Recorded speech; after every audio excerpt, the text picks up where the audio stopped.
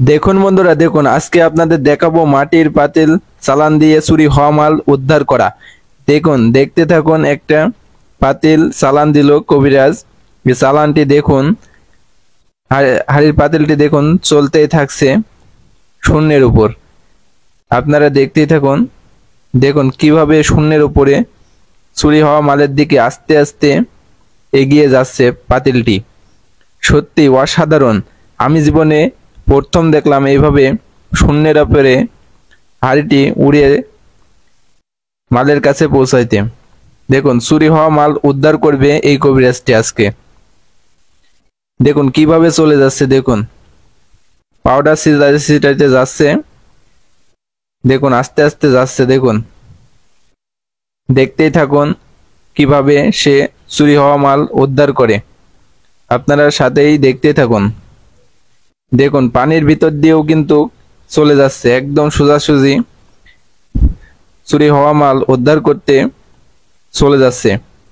আপনারা যারা এই চুরি হওয়া মাল উদ্ধার করতে চান তারা কিন্তু এই কবিরাজের সাহায্য নিয়ে আপনারা চুরি হওয়া মাল খুব সহজে উদ্ধার করতে পারেন। তাই আপনারা যারা চুরি হওয়া মাল উদ্ধার করবেন অবশ্যই আমার সাথে যোগাযোগ করবেন। কবিরাজের নাম্বার দিয়ে দিব। আপনারা চুরি হওয়া মাল খুব সহজেই উদ্ধার করতে পারবেন। তাই আপনারা খুবই উপকৃত হবেন এবং আপনাদের চুরি হওয়া মাল এবং চোরগুলো সবগুলোই উদ্ধার করতে পারবেন, চোর ধরতে পারবেন।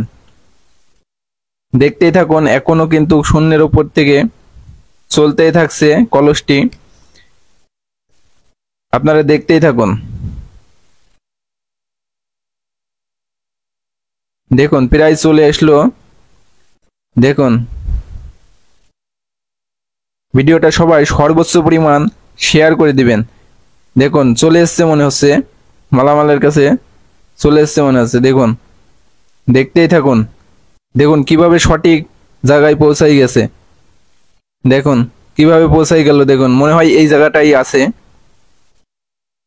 দেখুন কলসটা সরাইলো।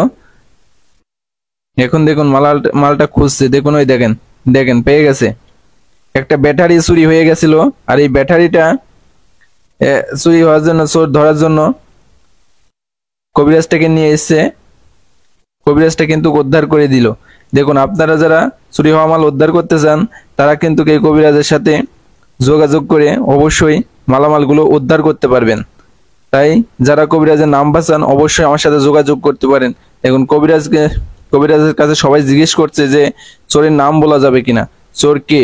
কবিরাজ কিন্তু নাম বলবেই না, সে নামটা গোপন রেখে চুরি হওয়া মালটা উদ্ধার করে দিয়ে চলে গেল।